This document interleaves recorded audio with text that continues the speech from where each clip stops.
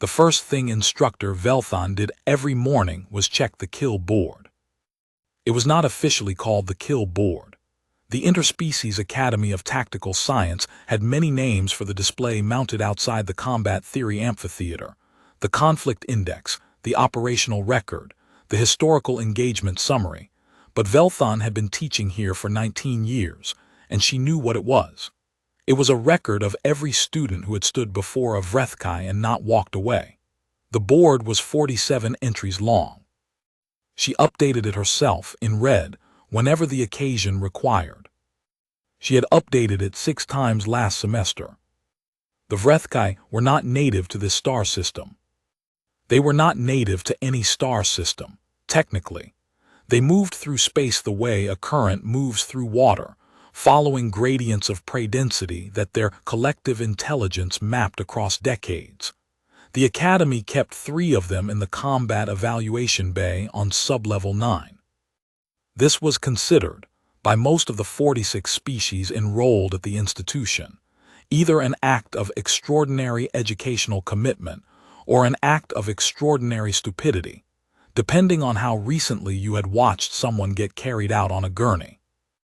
The decision to maintain the program had been reviewed, challenged, and ultimately reaffirmed 7 times in Velthon's tenure alone. The reviews were always the same: a committee of administrators and faculty, and often representatives from the enrolled species' home governments, who arrived with expressions that combined institutional concern with the particular caution of people who had read the incident reports and were wondering, reasonably, whether incident report was the appropriate category for what had occurred. Velthon attended all 7 reviews. She gave the same testimony at each one, because the facts were the same facts. The program produced outcomes that no other training methodology had replicated. The protective measures were as robust as current technology allowed, and the cadets who completed Vrethkai assessment training, even those who came off the engagement floor having not achieved their objectives, were measurably different in their tactical assessment capabilities than cadets who hadn't. Different in specific ways: better at reading variable environments, better at holding multiple simultaneous threat models, better at the kind of calm that wasn't the calm of someone who wasn't afraid, but the calm of someone who had learned to operate productively alongside fear. The kill board was not the program's failure. The kill board was the cost of the program's honesty. Most training programs did not show you the true odds. The Academy's Vrethkai program showed you the true odds, and then showed you that understanding the odds was itself a form of capability, and that capability mattered even when, especially when, the odds did not improve. Velthon believed this. She had written the defense of it in 3 separate committee reviews, and she believed every word. She just also updated the kill board in red, personally, whenever the occasion required, because those 2 things were not in contradiction. The official reasoning was sound enough. You could not train warriors to fight Vrethkai by showing them hollows. The species had a neurological quirk that no sensor array had ever successfully mapped. They perceived causal probability, not in the vague way that a good tactician perceives probability, not inference, not pattern recognition, not the educated guess of a veteran who has seen too many ambushes go wrong. The Vrethkai saw futures. Specifically, they saw the 3 to 7 seconds of immediate future that constituted a fight, and they processed all possible outcomes simultaneously, selecting the path through that tangle of might happen that led to the version where the prey was dead.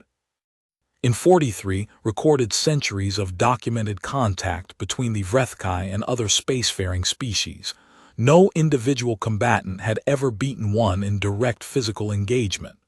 The Vrethkai were not especially large. They were not especially armored.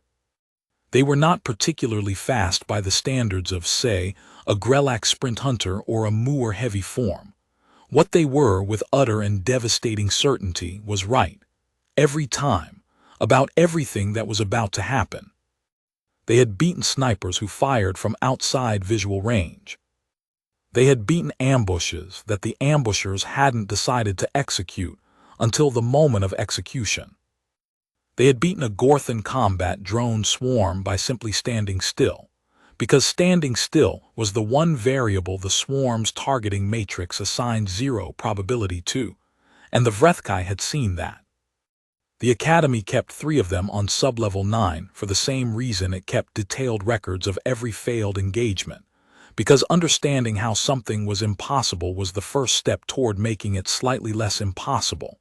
The Vrethkai encounters were training in humility, in recognition, in the profound pedagogical value of learning, with great physical clarity, that some problems had no individual solution.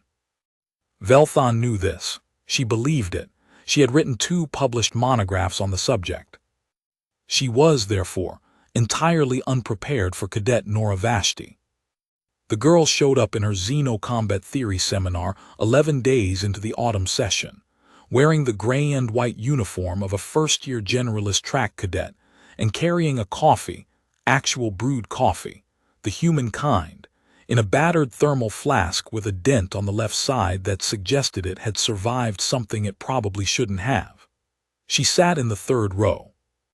She had dark hair cut short on one side and longer on the other, a fading bruise along her right jaw that nobody had commented on yet, and the particular expression of someone who was paying very close attention while looking like they weren't paying attention at all.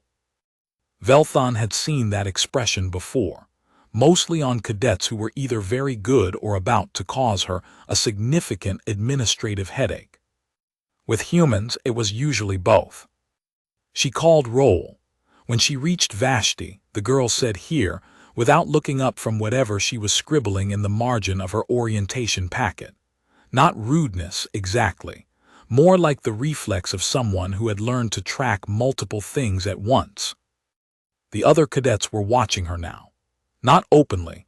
The Academy's intake population was too multispecies for anything as socially crude as open staring, but watching nonetheless, in the various sidelong ways that different species had developed for observing something they weren't sure how to categorize. The Duval cadets were doing the gentle oscillation of their secondary sensing organs that, in their species, indicated heightened attention without engagement. The pair of Moor heavies near the back had shifted their weight in the barely perceptible way that meant their peripheral tracking had locked on. Even the 3 Grelak cadets in the front row, who prided themselves on a species-wide cultural commitment to not being visibly impressed by anything, had adjusted the angle of their head crests by approximately 4 degrees. Velthon noted all of this and said nothing about it. The Academy attracted exceptional individuals by design, and the exceptional recognized the exceptional, even when they couldn't yet say what it was they were recognizing. What they were recognizing in Nora Vashti, she suspected, was not the Category 7 homeworld. That was a fact, a notation, a data point that could be processed and filed. What they were recognizing was something underneath the fact, the specific quality of attention that came from growing up in a place where inattention killed you, sharpened so long and so hard that it had become something else entirely. A way of being in a room. A way of tracking everything at once while looking like you were tracking nothing. The Scaran had given her that. Or rather, the Scaran had taken everything that didn't produce it, and what remained was the cadet sitting in the 3rd row of Velthon's seminar, writing in her margins and occasionally glancing at the room with gray eyes that saw more than they appeared to. Cadet Vashti, Velthon set down the roll sheet. Your intake form lists your planet of origin as Karath IV. Yes, ma'am. For the benefit of your classmates, Karath IV is a Category 7 designation. There was a ripple through the seminar room. Most of the cadets had heard the phrase but not encountered its referent. Category 7 meant the planet in question had produced conditions sufficiently hostile to complex life that the emergence of any spacefaring species was considered statistically improbable. It was the classification given to worlds where the biosphere itself was the threat, where evolution had run so hot, so fast, and so merciless for so long that everything alive on the surface was, in some fundamental way, a weapon. The humans called them Deathworlds. They said it without embarrassment, the way you'd name a familiar landmark. There were 3 human-inhabited Category 7 planets on record. Kareth IV was not one of them by birth. It was one by adoption. The original colonists had arrived 212 years ago and had not left, despite every reasonable projection suggesting they should have.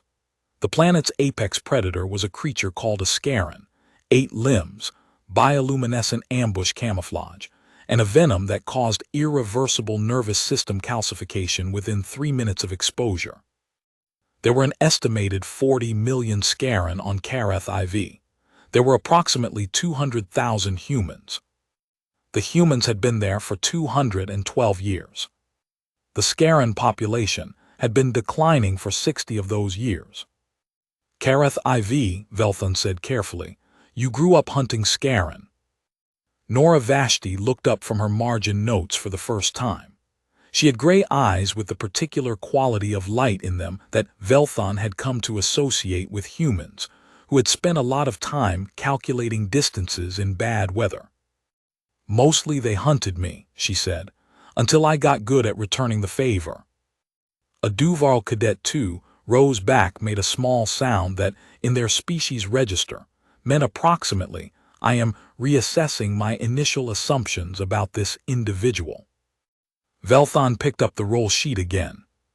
She had 16 more names to get through, and a lecture to deliver, and a headache that was already beginning its slow climb behind her left ocular cluster. She had a feeling the headache was going to be with her for the rest of the semester. The Academy's combat evaluation program ran on a rotating schedule. Every cadet, regardless of track, was required to observe a minimum of 4 Vrethkai encounters per term, not to fight, not yet, but to watch, to build the data, to understand at the cellular level of lived experience why the kill board existed and what it meant. The observation gallery for Sublevel 9 was a half-ring of reinforced transparalloy set 20 meters above the engagement floor. The floor itself was roughly the size of a city block, with varying terrain features, partial walls, elevation changes, scatter cover, that the Academy's automated systems rearranged between sessions. The Vrethkai were kept in holding cells along the far wall, separated from the engagement floor by barriers that could be raised or lowered remotely. On the day of Nora Vashti's first observation session, Velthon sat in the gallery coordinator's station at the center of the half-ring and watched 47 cadets from 3 different species find seats along the transparalloy rail. Most of them were quiet. Most observation sessions were quiet. The cadets came in with the particular suppressed energy of students who had been told that something important was about to happen, and they tended to leave with a much heavier kind of quiet, the kind that came from having the important thing confirmed. The Vrethkai brought out for this session was designated Evaluation Subject 3, the oldest of the 3 they kept, the one with the most documented engagement history. It stood roughly 2 meters at the shoulder, which was misleading because shoulder implied a bilateral symmetry that the Vrethkai didn't quite have. 4 primary limbs, 2 secondary manipulators, a sensory cluster at the front that wasn't quite a head. The skin was a deep gray-green that shifted slightly in the light, some kind of pigment scattering response that Velthon had never seen adequately explained in the literature. What the literature was clear about was Subject 3's record: 41 engagements in Academy assessment conditions, 41 outcomes in Subject 3's favor. The volunteer for this session was a third-year Grelak cadet named S. Sathran, which was relevant because the Grelak were one of the fastest-moving sapient species in the catalogued galaxy. Sprint speed in the upper range of 300 kilometers per hour, reaction time measured in the low single-digit milliseconds, a skeletal structure that could absorb and redirect impact forces in ways that had made them formidable in every recorded military engagement for the last 4 centuries. S. Sathran had done everything correctly in her preparation, Velthon knew this because she had reviewed the observation logs. The cadet had spent 6 sessions in the gallery before requesting the voluntary engagement. She had taken notes that ran to 23 pages. She had identified Subject 3's preferred approach angles, the specific limb sequences it used in confinement space engagements, the timing intervals between its initial contact and its closing move. She had run simulation drills calibrated to those measurements. She had consulted with 2 senior faculty members and incorporated their feedback. Her application for voluntary engagement assessment had been attached to a technical brief that was frankly better than some of the graduate papers Velthon had supervised. She had done everything that preparation could do. The problem, as the problem always was that preparation was itself a form of future building. Sathrin had constructed a plan, and plans were futures, and the Vrethkai saw futures. Sathrin lasted 43 seconds. The Vrethkai didn't move fast. It didn't need to. It moved correctly every time with the terrible patience of a thing that already knew where Sathrin was going to be when the move completed.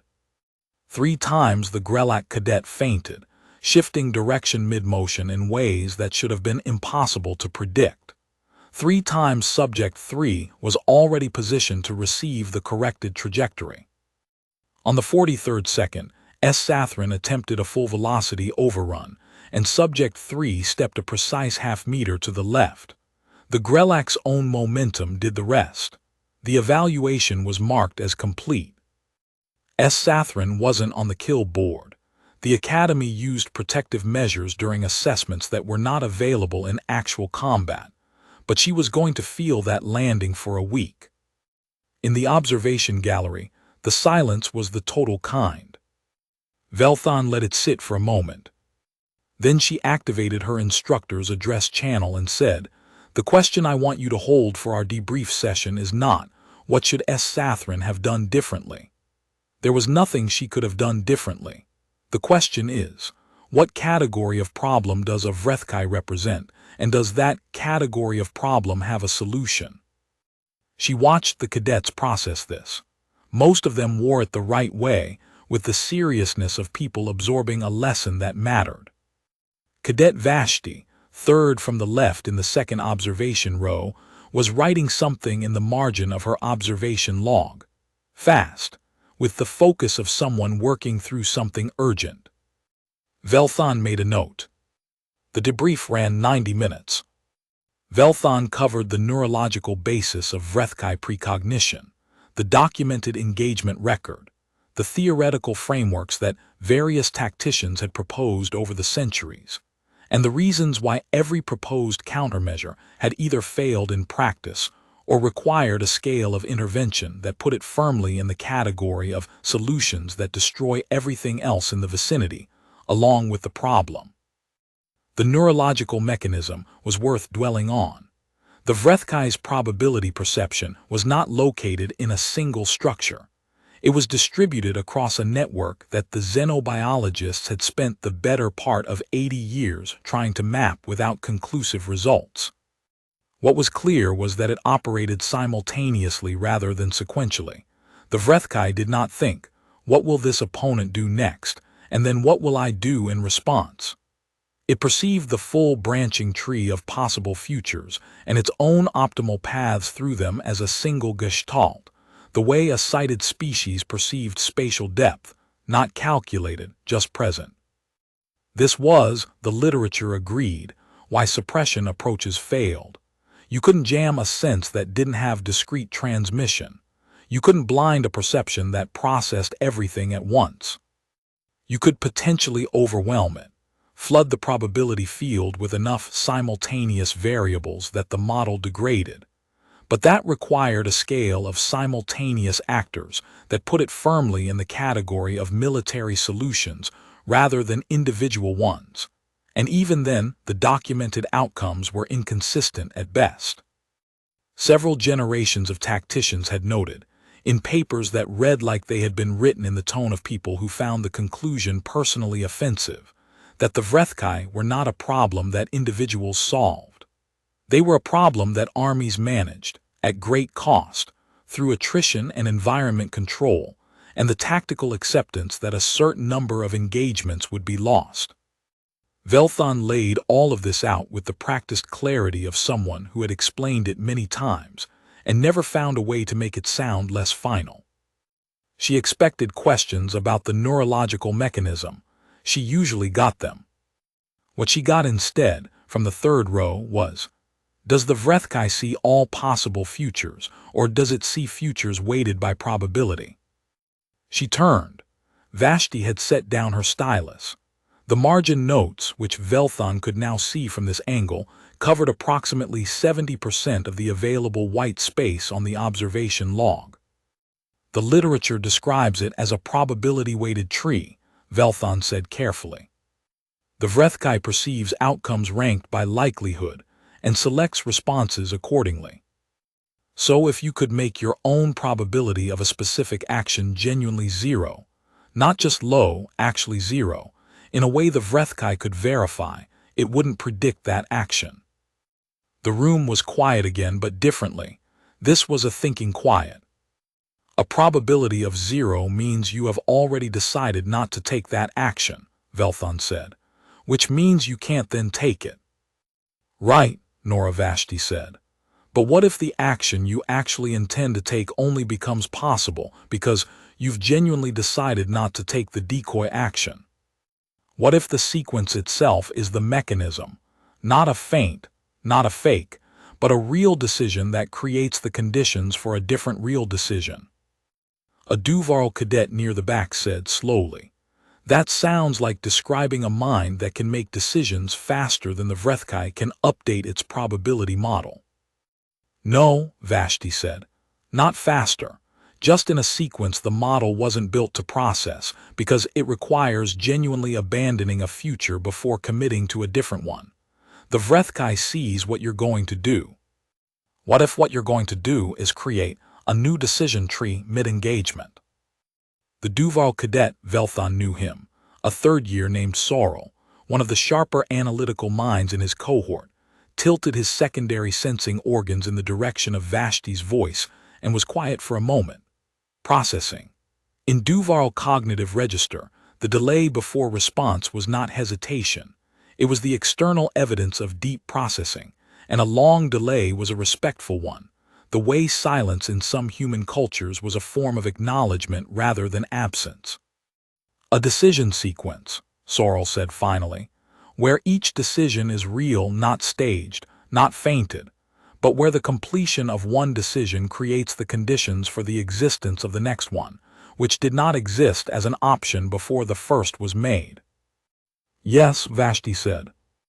That would read to the Vrethkai's model as a probability distribution that shifts during observation. The model would have to update against itself. And the update lag, Vashti said, is the gap. Another silence. Sorrel's sensing organs completed their tilt and held there. Where did you develop this framework? He asked, in a tone that in Deathworld indicated genuine inquiry without territorial implication. The register of a student who recognized another student's insight without needing to situate it hierarchically. Vashti looked at him. Something passed across her face that wasn't quite a smile but occupied the same neighborhood.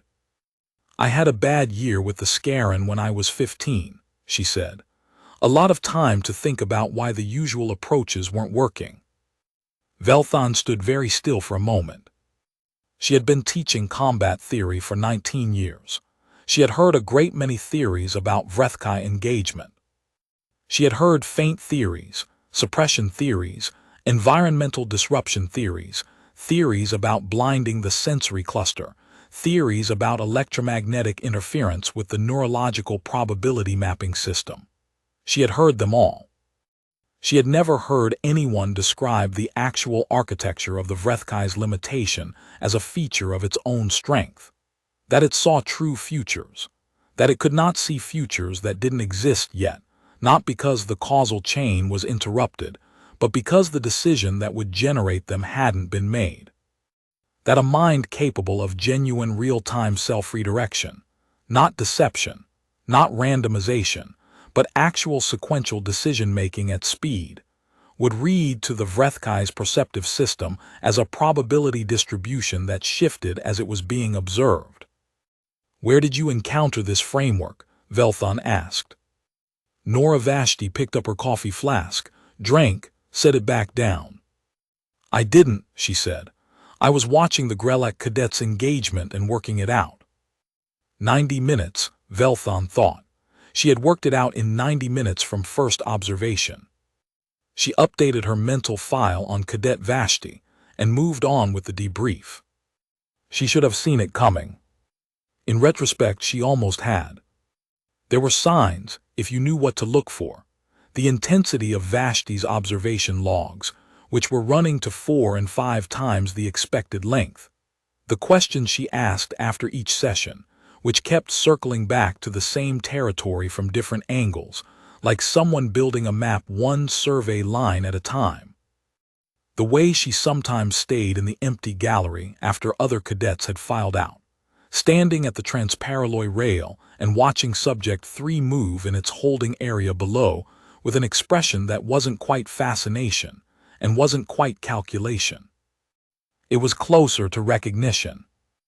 Velthon had seen that look before on cadets who were very close to understanding something important. She had also seen it on cadets who were about to do something that would cost her an enormous amount of paperwork. She was 3 weeks into the autumn session when she found the access request in her administrative queue. Cadet Nora Vashti, Generalist Track First Year. Request: Supervised Supplemental Engagement Session, Sublevel 9, Evaluation Subject 3. Proposed Timing, 600 next 6 day. Faculty Supervisor, Instructor Velthon. Risk Acknowledgement Form attached, signed. Velthon stared at the request for a long time. The risk acknowledgement form was standard. Every cadet signed one before any Vrethka-adjacent activity. What was not standard was the supplemental documentation Vashti had attached. 6 pages of dense analytical writing titled Asterisk Probability Boundary and Sequential Decision Architecture, a proposed engagement framework for Vrethkai assessment conditions. It was not student work in the way Velthon usually encountered student work. It was precise, uncomfortable in its implications, and showed a command of the existing literature that suggested Vashti had read approximately 3 times as much as the course required. The framework had a flaw. One flaw, but a critical one. It assumed a practitioner who could genuinely inhabit and abandon decision states at speed, and that was not a cognitive architecture that could be learned in 11 weeks of coursework. Velthon wrote back, "The theoretical model is sound. The practical requirement is beyond standard cadet preparation. Request denied for this session." Vashti's reply came in 40 minutes. Understood. If I could demonstrate the practical requirement in a controlled environment, would you reconsider? Velthon sat with that for a moment. Then she wrote, "Define the controlled environment you're proposing." The response she got back described a scenario that, on paper, was simply a reflexive response training drill. Nothing unusual, nothing that would appear alarming to anyone reviewing her cue. It was only when you read the specifications carefully, the timing parameters, the variable injection protocol, the specific type of randomization she was requesting, that you understood what Vashti was actually asking to demonstrate. She was asking to prove that she could make and abandon genuine decisions faster than a targeting system could update. Velthon ran the drill. She ran it 3 times, with the randomization parameters Vashti had specified, observing via remote feed from the adjacent room.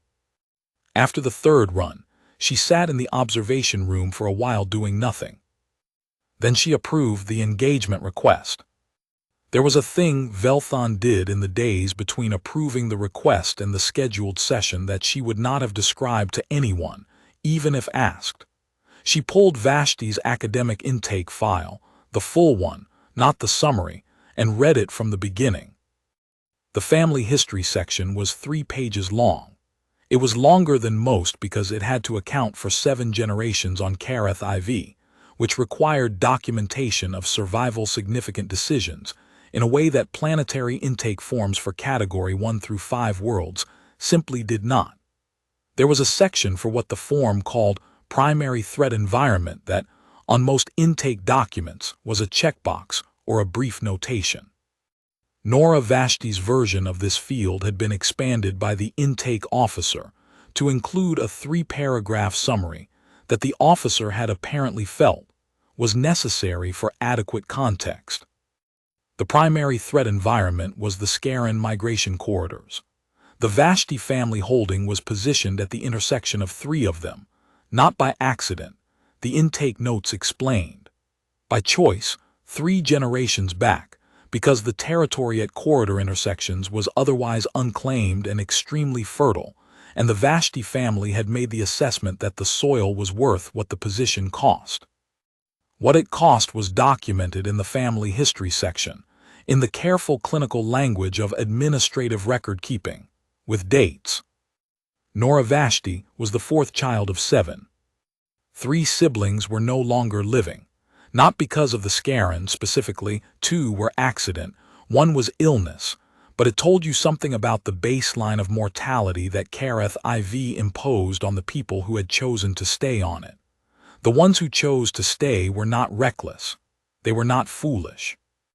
They had done the calculation, the same way the Vashti great-great-grandmother had done it 3 generations ago when she'd looked at the intersection of 3 Scaran migration corridors and decided the soil was worth it, and concluded that staying was the right answer. The people who stayed on Deathworlds were not the people who hadn't thought about leaving. They were the people who had thought about it carefully and decided that what they had there, what they'd built, what they knew, the specific competence that the place had forged in them, was not something they could find anywhere else. Velthon thought about that, and about what it meant to grow up in a family that had been making that calculation for 3 generations. That had been refining the answer. That had produced, in the 4th generation, a child who had looked at the Scaran migration corridors and learned their patterns so completely that the Scaran population in her region had declined by measurable percentage points in the 15 years she'd been old enough to operate independently. She closed the file. She went to the empty practice hall off the eastern wing of the academy, the one that cadets could book for supplemental physical training, and she stood outside its door and listened for a moment. Inside, the sound of movement, specific, deliberate, not the continuous rhythm of cardio training or the sharp percussion of combat drill work, something more irregular with pauses. The sound of someone stopping, resetting, considering, and doing the same thing again differently. She had been right about the headache. It had been with her for the entire semester. She went back to her office and started reviewing the risk acknowledgement protocols for supplemental assessment sessions. She told no one, which was the first mistake.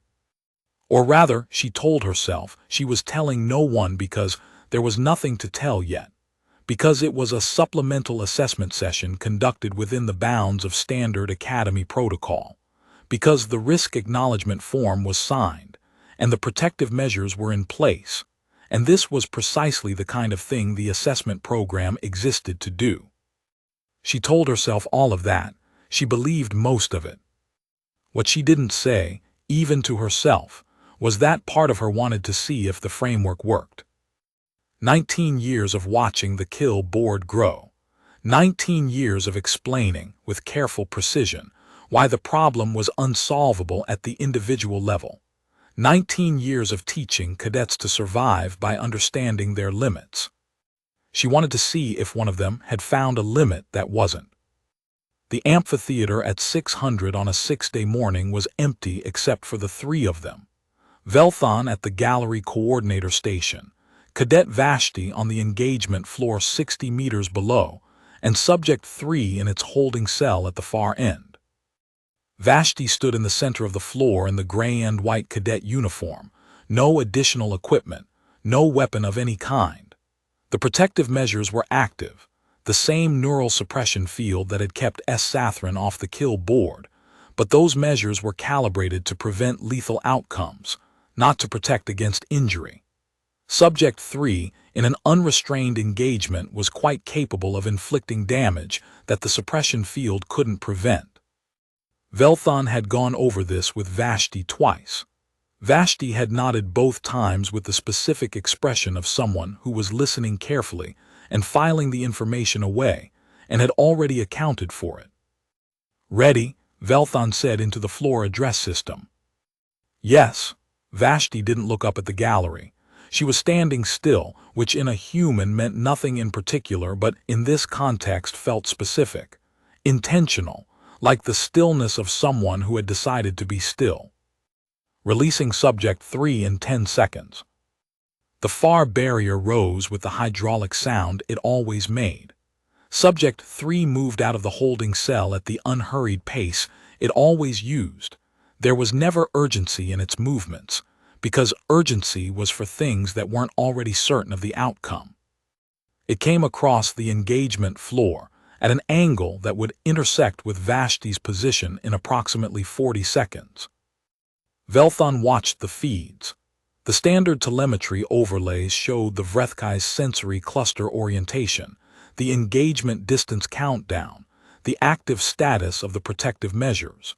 She had added one feed that wasn't standard, a real-time read of Vashti's biometrics, monitoring for the stress response that any sane cadet would be generating right now. The biometrics were calm, heart rate elevated but controlled, breathing pattern steady. Velthon had seen this pattern before in the pre-engagement data, on cadets who had convinced themselves they were prepared. It never looked this clean. 20 meters. Subject 3's trajectory was direct. It didn't need to be otherwise. Whatever calculation it was running had already resolved to certainty. The cadet was here, would be here, would respond in ways the model predicted, would be receiving a conclusion in the next few seconds. 15 meters. Vashti moved. It was a small motion, a half step to the right, an adjustment of weight, a change in the angle of her shoulders. The kind of motion a nervous cadet made when they couldn't hold still anymore. Subject 3's path adjusted immediately, smoothly, compensating for the new position. 10 meters. Vashti stopped, reset. The half step was undone, the weight recentered, the angle corrected, as if she had thought better of moving and decided to hold her ground. Subject 3's path adjusted again, back toward the original trajectory. And then Vashti moved again, but differently. Not the small adjustment, something larger. A pivot on the left foot that committed her entire center of mass to a direction that had not been on offer 3 seconds ago. Because 3 seconds ago, she had genuinely been returning to her original position, and the decision to pivot had not yet been made. The decision had been made in the space between one breath and the next. Subject 3 was mid-adjustment to the previous correction. Its path algorithm was cycling through a probability recalculation that, for the first time in 41 engagements, was trying to map a future that kept arriving earlier than the decision that produced it. She stepped inside its guard. What happened next was fast enough that Velthon's eyes couldn't entirely track it. She was watching the feeds, not the floor, and even the feeds showed it as a blur of motion that the frame rate was struggling to capture. Vashti's left hand caught the leading edge of Subject 3's primary limb, somewhere she'd calculated it was going to be. Used that contact point to redirect rather than resist, and turned Subject 3's own committed weight against the path it had chosen. The Vrethkai hit the engagement floor with a sound that Velthon had never heard in the combat bay before, because it was the sound of Subject 3 landing on the wrong side of its own certainty. It was on its feet again in 2 seconds. The protective measures had already activated, assessment complete, the barrier beginning to lower. But it spent those 2 seconds doing something that no telemetry in the gallery's system had a category for. It stood still. Not the still of gathering itself, not the still of preparation. the absolute motionless of a system processing a result that did not exist in its model. Velthon released the breath she had been holding. She looked at her feeds. She looked at the engagement floor. Vashti was standing in the center of the room again, in the same place she'd started, hands at her sides, chest rising and falling with controlled, deliberate breathing. She was not looking at the Vrethkai. She was looking at her own hands. Word travels in an academy, even about things that are not supposed to travel. By the afternoon meal, 3 cadets who had not been present had approached Velthon with questions. By the following morning, the amphitheater gallery was at 3 times normal capacity for the next scheduled observation session, packed with cadets of 6 species who had arranged their schedules around a rumor that they hadn't confirmed and couldn't quite make themselves dismiss. By midweek, the request she had been dreading arrived in her queue, not from a student this time, but from the Academy's Senior Assessment Committee, asking for a full report on the supplemental session and an explanation of how a first-year generalist track cadet had produced an outcome that the Academy's entire theoretical framework for Vrethkai engagement classified as impossible. Velthon wrote the report. She wrote it carefully, accurately, and without the editorializing that she was strongly tempted to include. She submitted it and waited. What she had not anticipated was that Nora Vashti would be sitting in her office when she arrived the following morning. The cadet had brought coffee, 2 cups this time, the second clearly intended as a peace offering of some kind. She set it on the corner of Velthon's desk, and sat in the visitor's chair with the particular arrangement of someone who had prepared for a difficult conversation. The committee, Vashti said, will review the report and schedule a formal assessment, Velthon confirmed. A committee Vrethkai engagement assessment with full observational protocol. You'll be asked to repeat the outcome under controlled documentation conditions. I know, Vashti was quiet for a moment. Can I ask you something? You can try. When you watched the observation session, not the assessment, the first one with the Grelak cadet, what did you see? Not the outcome, the mechanism. Velthon considered the question. I saw a targeting system functioning exactly as designed. A probability model updated in real time, compensating for every variable its subject introduced. A perfect machine for resolving uncertain futures into certain ones. Right, Vashti pulled her coffee flask from somewhere in her uniform, the same battered one, the same dent on the left side. She turned it in her hands without opening it. Do you know what I saw? I saw something trapped. Velthon waited. It can't be surprised, Vashti said, because it can't be wrong. Those are the same thing, I think, the capacity to be surprised and the capacity to be wrong. It's mapped every possible future, and every possible future is a version of the same outcome, because nothing in its experience has ever given it a different outcome. It's not invincible. It's just never met a variable that forced it to update. And you thought you were that variable. I thought humans might be. She set the flask down. Not because we're faster or stronger or because we can randomize our movements, because we make decisions in sequence, and we can actually abandon a decision partway through making it, and the next decision is genuinely new, not a backup plan, not a contingency, but a choice that didn't exist until the moment before it was made. The Vrethkai's model is built on the assumption that decisions are stable. That what you're going to do is what you are going to do. And humans aren't stable. Nora Vashti looked up from the flask. Something in her face was amused, or maybe not amused, something adjacent to it. The expression of a person who has gotten used to the gap between how they're perceived and what they actually mean. We're from Kareth IV, she said. We don't get to make stable plans. The Scaran can track movement, can track intention, can track the whole decision chain from stimulus to response. The ones who survived learned to decide at the end of the chain instead of the beginning, to commit when the commitment was the only thing left. Velthon thought about this for a while. She thought about the kill board. She thought about 43 centuries of documented contact. "You knew it would work," she said. "It wasn't a question." Vashti shook her head. "I knew it should work." Knowing it would work would have been the thing that stopped it from working. The formal assessment was scheduled for 3 weeks later. Those 3 weeks were the strangest of Velthon's 19 years at the institution. Not because anything dramatic happened. Nothing dramatic happened, which was itself the strangeness. No incidents. No extraordinary events. Just the ordinary rhythm of an academy semester proceeding in its ordinary way, with courses and assessments and the usual mild crises of an institution housing 46 species in close proximity. Except that the ordinary rhythm was happening against the background of something that hadn't been resolved yet, and the academy, which was, at its core, a collection of several thousand extremely intelligent beings, all in the process of becoming more capable, knew it. Velthon received 47 messages in those 3 weeks from fellow faculty, phrased in the careful language of colleagues who wanted information, without appearing to want information. She responded to each of them with the polished, non-committal courtesy of a veteran administrator, and felt the pressure building in the space between their careful questions and her careful non-answers.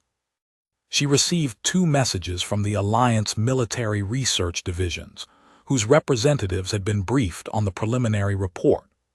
Both messages were phrased with the extreme diplomatic precision that characterized communications from organizations that wanted something very much and understood that appearing to want it very much was strategically inadvisable. She responded to these as well, with even more carefully crafted courtesy, and thought about what it meant that the formal report hadn't even been filed yet, and people were already maneuvering. Vashti, for her part, continued attending her seminars, continuing turning in work that was running approximately 2 years ahead of where first-year generalist track cadets were supposed to be, and continuing to drink coffee out of the dented flask in the 3rd row and scribble in margins, and ask the kind of questions that forced Velthon to slow down, and think about things she had taught for so long that she had stopped examining the foundations. She was also, Velthon noticed, teaching. Not formally, but in the way that people with a framework that works teach, by the accumulation of adjacent conversations, by the small shared moments of explaining something and watching the other person's understanding shift, by the specific gravity of a mind that has figured something out and cannot help but allow that figured-outness to change the air around it. 3 cadets from different species in her seminar cohort had requested supplementary materials on sequential decision architecture by the end of the 2nd week. A Grelak 3rd year who had been watching the observation sessions with unusual focus had submitted a revised framework for his practicum project that showed, unmistakably, the conceptual fingerprints of Vashti's model applied to Grelak sprint tactical contexts.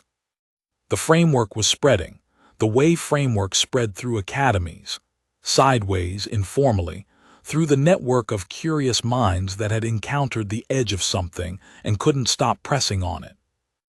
Velthon watched this happen and felt 2 things simultaneously, in the way of someone who had spent long enough in education to hold contradictions, without needing to resolve them. The professional satisfaction of watching learning propagate, and the practical anxiety of knowing that the formal assessment was going to be very well attended indeed. In those 3 weeks, the academy became a different place in small ways that accumulated. The observation sessions at sublevel 9 shifted, not in content, but in tone. The cadets who packed the gallery now were not there to absorb a lesson about limits. They were there to watch something they couldn't entirely articulate yet, some renegotiation of a boundary that had been considered fixed. Velthon watched them watch, and she thought about what Vashti had said about the Vrethkai being trapped, about certainty as a cage. She thought about the girl who'd grown up on Kareth IV, hunting something that could track her decision chain from stimulus to response, learning not to have a decision chain, learning to be the last decision in a sequence that hadn't existed until the moment she made it. She thought about the kill board, and about all the entries that represented the gap between what an opponent expected and what actually happened, and how the Vrethkai had never been on the wrong side of that gap, because the Vrethkai didn't have a gap. Until now. There was a thing that happened on Deathworlds that didn't happen elsewhere. She had read about it in biology texts, in sociological studies, in the grudging acknowledgement buried in military assessments that preferred not to examine its implications too closely. Evolution on a Category 7 planet didn't produce the largest predator or the fastest predator or the most heavily armored predator. It produced predators that learned, that adapted, that could, in a single generation, shift the behavioral pattern that had made them successful, because the prey had shifted, and the old pattern no longer worked. Karath IV had 40 million Scaran. It also had 200,000 humans who had been fighting them for 212 years, and the Scaran population was declining, because the humans had learned faster than the Scaran could account for. Not because the humans were more dangerous, because the humans were more unexpected. Because unexpectedness, if you practiced it long enough, became a kind of skill. The formal assessment drew an audience that the Sublevel 9 gallery had never held before. Velthon arrived at the gallery coordinator station 40 minutes early and spent those 40 minutes doing something she had not done in years, reviewing the kill board, not the physical display outside the amphitheater. That one stayed where it was, but her own copy, the administrative file that had 47 entries with dates and species and the particulars of each outcome. She had not pulled this file in a long time. There had been no occasion to look at it with fresh eyes, because the eyes that looked at it were the eyes that had compiled it, and familiarity had long since turned the entries from tragedies into data. She read them now as if she hadn't written them. Cadet First Year Thune, Moor Species, Category 3 Homeworld, 7 sessions of observation prior to voluntary engagement.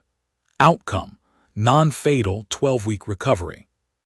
Senior Tactical Theory Professor Scareth, Duval Species, 30 years post-graduation, returning for Centennial Professional Development. Submitted a formal engagement request citing academic interest. Outcome, retired from field engagement research following session.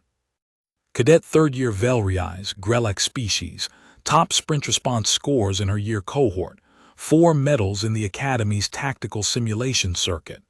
Outcome, non-fatal 4-week recovery, voluntary withdrawal from Vrethkai assessment program. 47 entries. 47 intelligent beings from species that had crossed the stars, built civilizations, developed medicine and philosophy and art and war, who had looked at the problem and brought everything they had to it, and found that everything they had was not enough.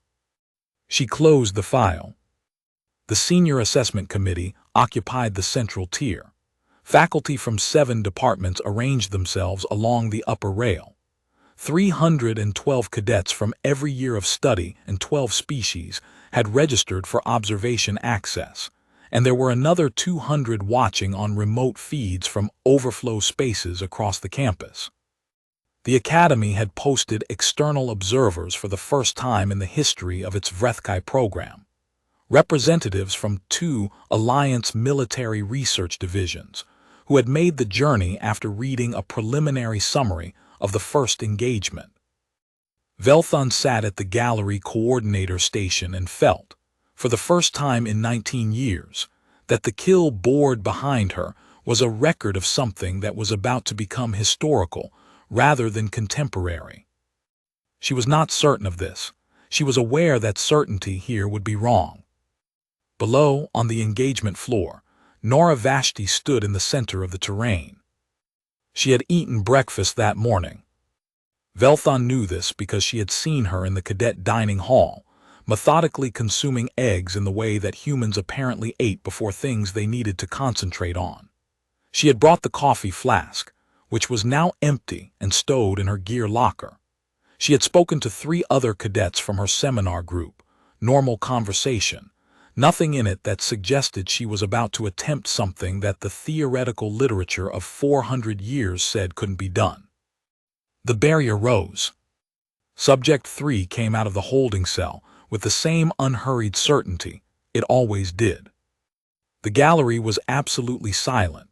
312 cadets and 2 committees, and a dozen faculty and 2 external observers, who collectively did not make a sound. Because there is a specific quality of silence that settles over an audience when they understand that what they are watching is not a demonstration of a known outcome, but the actual live determination of an unknown one. 20 meters. Vashti stood still. The biometrics feed on Velthon's secondary screen showed the same controlled calm as before, heart elevated, breathing steady, the pattern of a person who had learned what to do with the chemical fact of fear. 15 meters. The small motion, a half step to the right. Subject 3 adjusted, the engagement algorithm compensating perfectly in real time. 10 meters. The return to center. Another adjustment, the path curving back. 8 meters. The pivot. It happened the same way it had happened the first time, the genuine abandonment of one position, the genuine commitment to another, the decision arriving at the moment of its making rather than before it. Velthon watched the telemetry overlays scramble in the 2-second window between the pivot's initiation and Subject 3's compensation attempt. Watched the probability recalculation cycling through outcomes that kept arriving before the model had finished projecting them. Watched the Vrethkai step onto a path that hadn't existed until Nora Vashti chose it. This time the sequence was longer. 3 exchanges instead of 1. Vashti moving through a chain of genuine sequential decisions that no predictive model could pre-map because each link in the chain only became available once the previous one was resolved.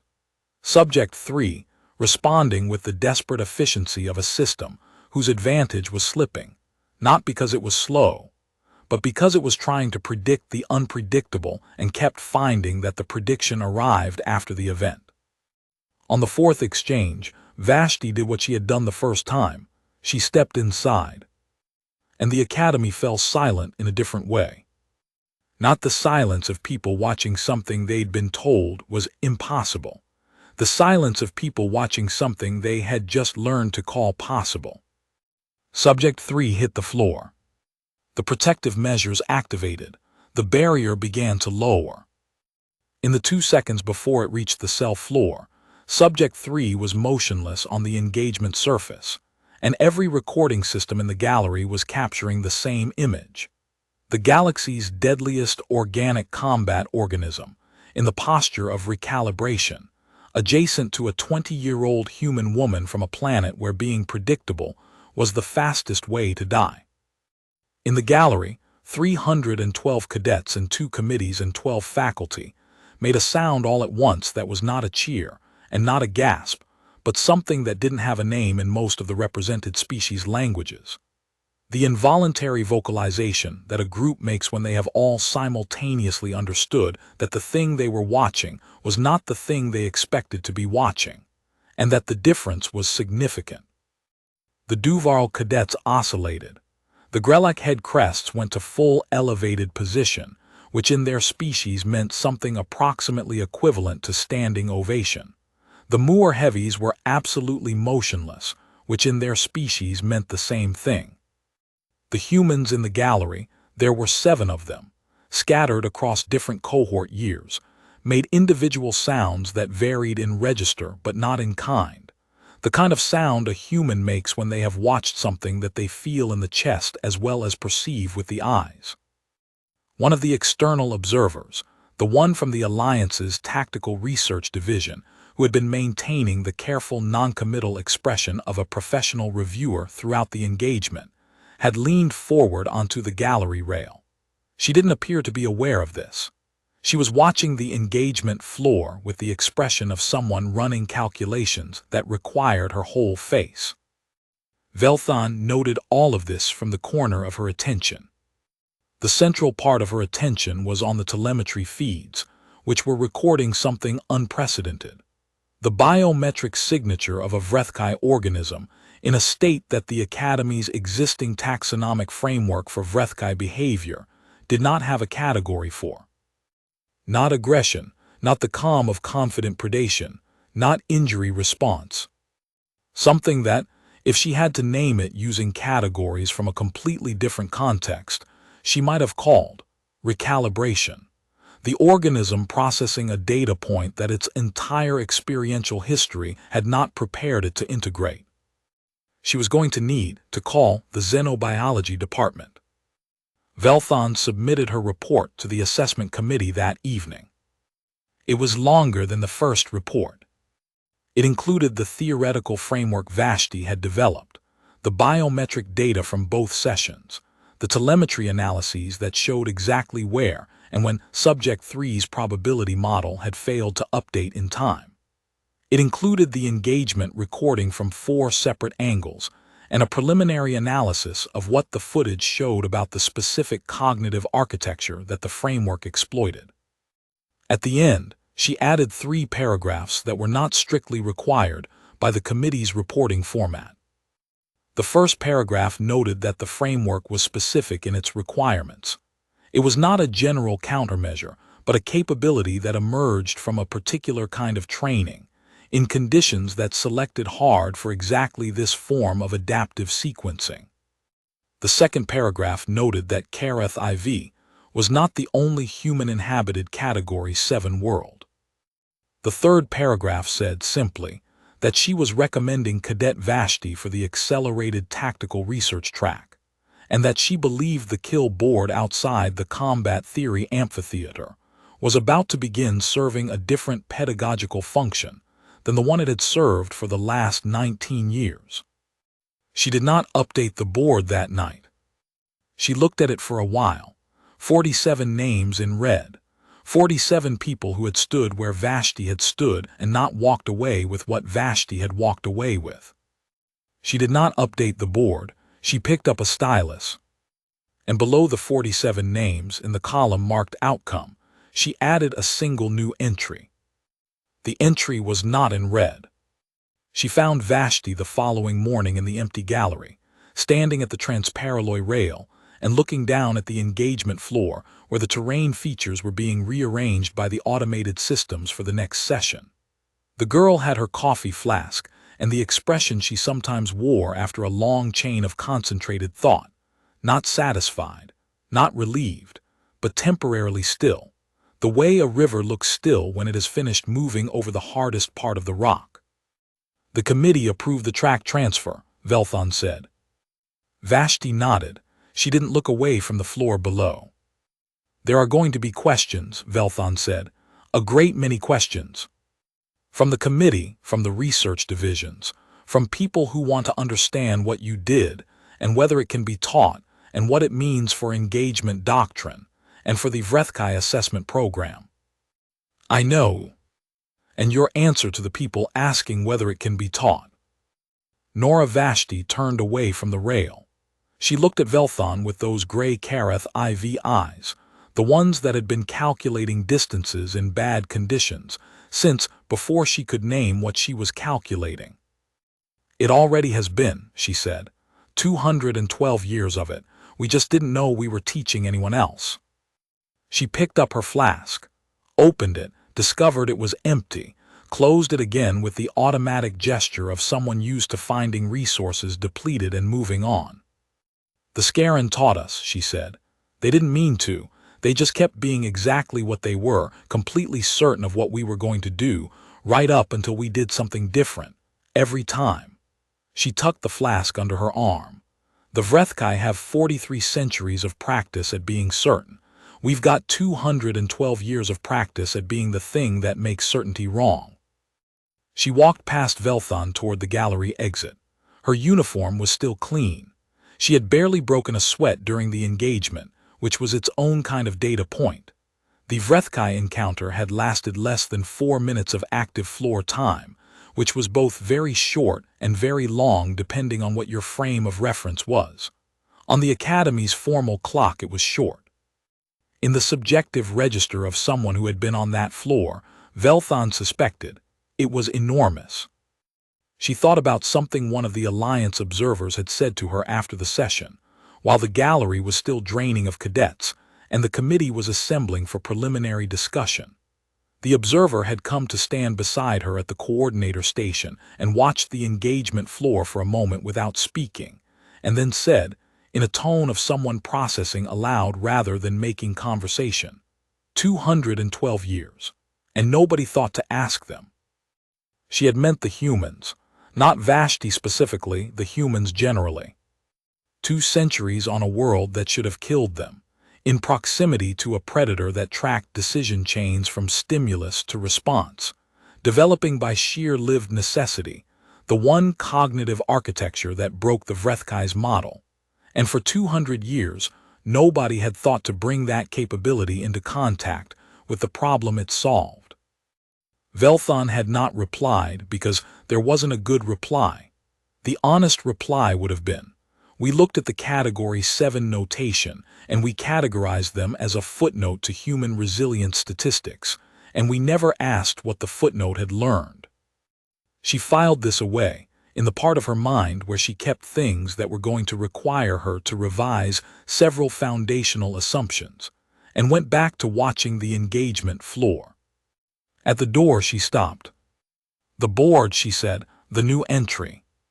Yes. A pause, she didn't turn around. What color did you use?